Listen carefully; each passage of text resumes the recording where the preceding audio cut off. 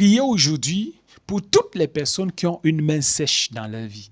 Je parle de la main sèche. Vous m'avez bien entendu, la main sèche. Quand tu regardes ta main, voilà, non, ma main n'est pas sèche, ma main est tendre, comment ça ma main... Non, quand je parle dans l'aspect spirituel. Parce que ta main peut bien être tendre, mais ta main est sèche spirituellement. C'est pour cette raison que tu vas te rendre compte que tu fais des choses. Avec tes mains, ça ne prospère pas. Parce que la main est sèche.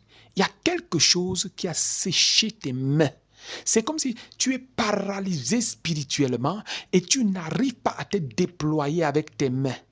Quand nous lisons attentivement la Bible, nous allons nous rendre compte qu'un jour Jésus est entré dans la synagogue et il a rencontré là un homme qui avait la main sèche.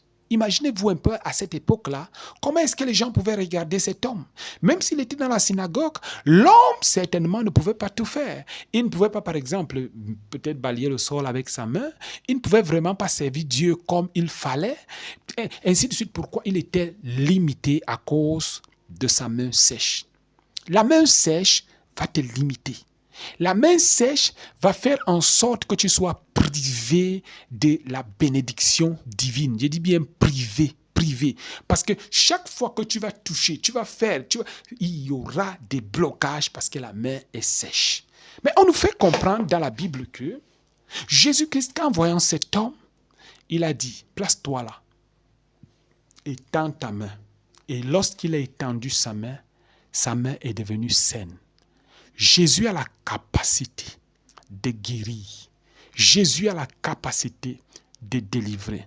Je ne connais pas le nombre de temps que tu as fait en te battant à gauche, à droite. Tu te bats. Tu ne vois pas le fruit de tes efforts parce que la main est sèche. La main ne peut pas produire de bonnes choses. La main ne peut pas multiplier. La main ne peut pas produire quelque chose de bon. Oui, je viens te donner ce message. Oui, je viens te donner ce message. Même s'il y a, pendant que tu lèves tes mains, je vais prier maintenant. Lève tes mains là où tu es. Je vais prier pour toi.